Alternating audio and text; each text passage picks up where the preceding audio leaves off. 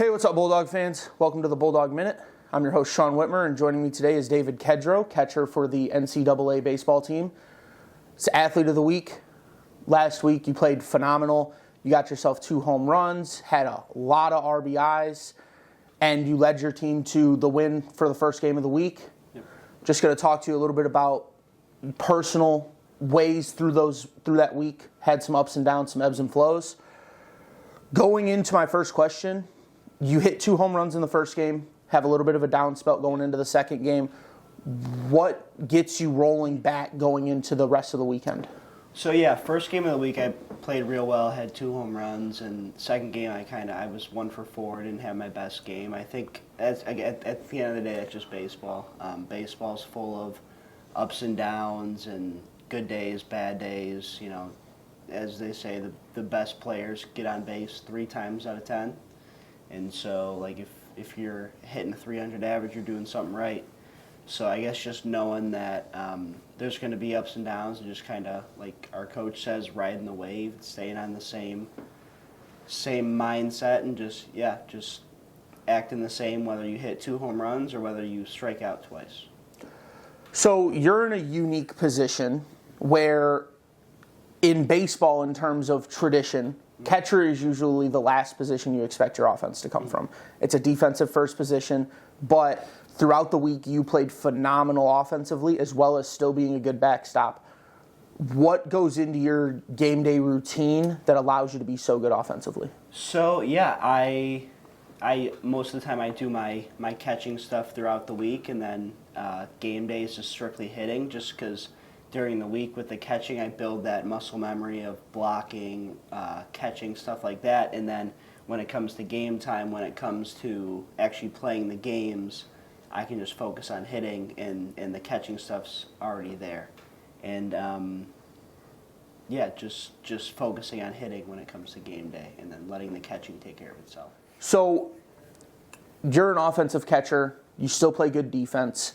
Were you a catcher throughout all your years, or was that something you just adapted to due to team need? So my freshman and sophomore year here, I played second base, which is more of an offensive position. And so I came here the fall of my junior year, and they said, hey, we need a catcher. Do you think you can handle it? And I said, yeah. And so I worked all fall on doing that, and I became a catcher. And so, no, it didn't just happen overnight. Like, there was a lot of work that went into it, but it was a lot of just preparation.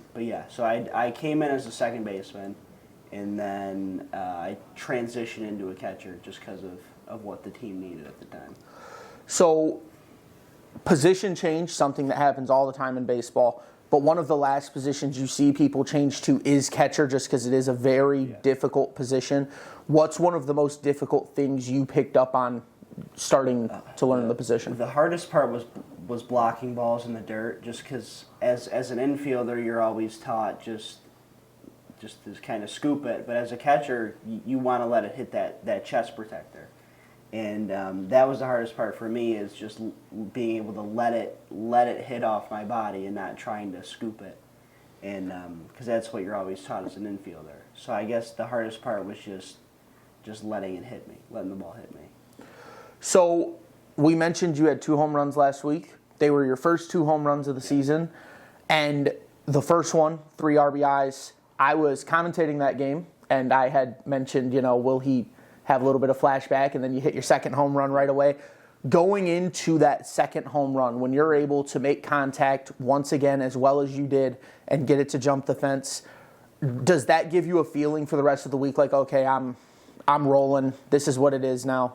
Well, going into the game, I was hitting real well. I was hitting a lot of singles, doubles, but I hadn't had any home runs yet. And so I got that first one out of the way, and I'm like, okay, they're going to start coming now. And like, home runs aren't everything. You want to get on base, you want to hit singles, you want to hit doubles, triples, but once you get that first home run out of the way, it really feels like they're going to keep piling on. And So rest of the weekend, you guys had a little bit of a skid against Wittenberg. It happens, as you mentioned, baseball, game of up and downs. But that third day, You obviously, third game of the week, that second game against Wittenberg, you didn't play the top half for that doubleheader. You came back in for the second game of the doubleheader, and you played great offensively. Was that game off just kind of like a mental reset you needed going into that last one? So going into the first game of that doubleheader against Wittenberg, coach decided to put a whole new lineup out there just to see what they had, because we had been struggling, so he kind of wanted to just see like what they had, and he wanted to, I guess, kind of sit the guys who normally play down and say like, hey, your spot's not guaranteed, and kind of light a fire under us a little bit. And so I think that's exactly what that did. And it didn't cause like a sense of panic, but it caused a sense of like, your spot's not guaranteed. Go out there and earn it every day. And so the second game, that's what we did. So talking about the second game of the doubleheader, your offense had struggled for the first two games after putting up, I believe it was 13 runs in the first game of the week. First game against Wittenberg comes around 10-5. Second game, you guys aren't able to get the bats rolling. That third game, as a team, you put up 19 runs. How does that feel knowing that your offense as a whole is just clicking? Yeah, well, everybody in our lineup had a hit, and so pretty much everybody that went up to bat, you were confident in. And you're always confident in your teammates, but it's different when every single one of them's getting a hit. So yeah, it was just confidence in knowing that like we're putting up runs. We put up 10 in the first two innings, and it's just confidence in knowing that we're going to keep putting up runs. And I think not only does that help us as hitters, it helps the pitchers, because they know if they give up one or two, like, it's not the end of the world. They don't have to be perfect. And I think that allows them to just focus on throwing strikes, getting outs, instead of having to be perfect. So, talking about the pitching side a little bit more, as the catcher, you are the direct line of communication with your pitcher. If anything's wrong, we always see the catcher first one out there to, calm the pitcher down, slow things down a little bit. In that first game against Wittenberg, pitching seemed to be a little bit rocky here and there throughout the game. We've seen you jog out there a couple times. What is your normal routine coming from second base? You're not a traditional catcher. This is, something a little bit more new to you. What is your routine when you walk out there to the pitcher to just calm things down? Yeah, so I haven't been a catcher, but I've always kind of been a person that would go up and talk to a pitcher and say like, hey, just settle down, calm down. And so when I go out there, that's kind of what I like to do. I don't like to talk about what they're doing, their mechanics of it. I like to just kind of give them a breather and say, like, hey, we got your back. Let them put it in play. We got a great defense behind you. Just try and calm them down a little bit. Make sure that they know that we have faith in them. We believe in them. They wouldn't be out there if we didn't believe in them. So just kind of instilling that in their mind and giving them a little bit of extra confidence in themselves. So, always like to end the show on a little bit of a lighthearted note. So, last thing, you're a catcher, closest player to the home plate umpire, always out there.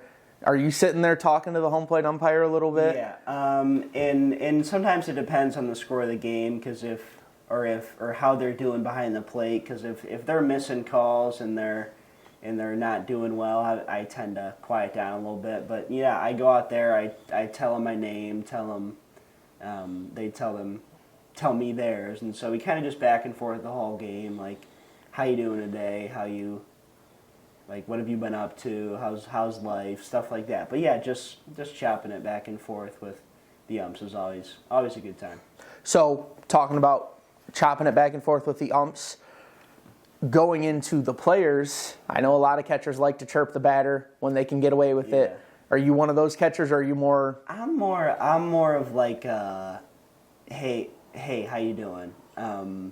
Like, good to see you, stuff like that. But like, if they make a bad swing, I'll be like, wow, like, that was not a very good swing. And like, sometimes some of them will chirp back at me. Sometimes some of them will just be quiet, or sometimes some of them will laugh. But most of the time, I'm kind of first at bat, I'm kind of nice. I ask them how they're doing, how stuff like that. But It all depends on how the game's going, just because. So you're talking, depends how the game's going. Against Wittenberg, that first game, player hits a home run. Yeah.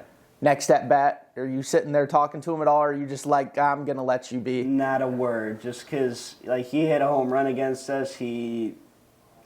We're down 6, we're down 7, however many it was. Like, I don't have any right to talk in that situation. I'm like, if he wants to talk, fine. But in that situation, when we're down, I'm more quiet, just because I don't have a right to talk in that situation. That's fair. Now, thank you guys for watching the Bulldog Minute. Joined with David Kedrow. You guys have a game later on today against Mount Union here at Nicolay Field in Adrian, Michigan. And then you guys go into a weekend series. Don't forget to tune in to Bulldog Baseball on ACTV. And thank you for joining me, David. Thank you.